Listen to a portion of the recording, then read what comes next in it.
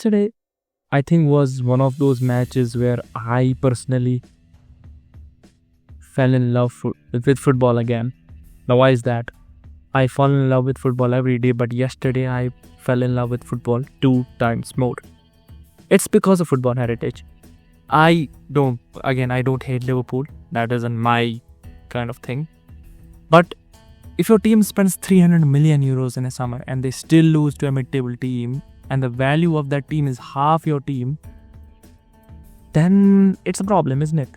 Premier League champions Liverpool have lost against Crystal Palace in the Community Shield final. Now, many people will argue it's just a friendly, brother.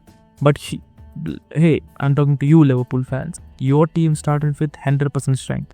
You had Mohamed Salah, you had Hugo Ekitike, you had all those players that you had last season, and now you'll say your players didn't want to win the game. That isn't a fact. Everybody wants to win. Don't argue with that kind of statement. If you go on Twitter, there are Liverpool fans arguing it was just a friendly. We still won the Premier League. It doesn't matter. You lost. So appreciate Crystal Palace how they played yesterday. They were 2-0 down.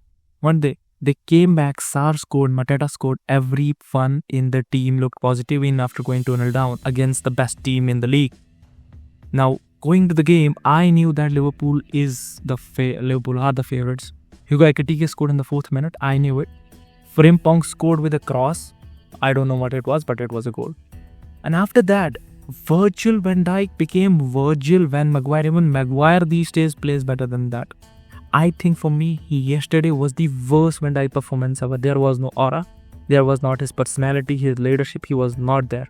He gave away a penalty. He doesn't give away a penalty at any circumstance. He has 2 red cards in the Premier League. That will show you how good he is as a defender. I don't need to tell you. But yesterday he wasn't there for Liverpool.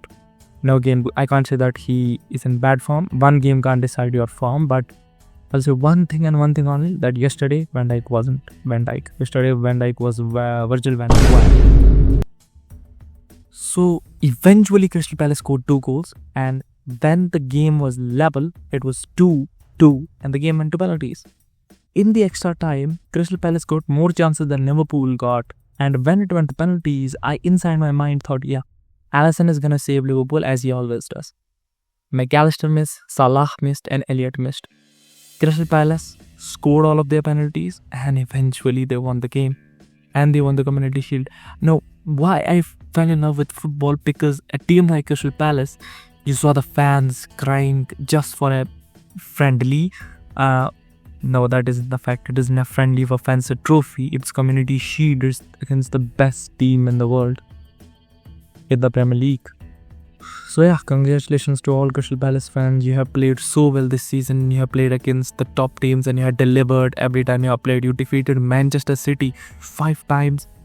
Premier League champions in a row. You defeated them last season. Now you defeated the current Premier League champions. So in this season, when you go into the season, I say that Crystal Palace will qualify for European competition, not because they won these 2 trophies, because they have played. They had Henderson, they have Mateta, they have Sarr, and they have those players which have the hunger to win. And I think then Crystal Palace, because they don't spread huge. Liverpool, if I talk about Liverpool, they will go into the league as favorites again, and eventually if Alexander Isak lands into Liverpool, then this goes on to a different level. They will become a different breed. But in the same case last season, we everybody eventually, along with me, when Kylian Mbappe joined Real Madrid, we thought Mbappe, Rodrigo, Tchouaméni, Bellingham, Carvajal, every time they're gonna win the treble, they're gonna win everything. They didn't win shit this season.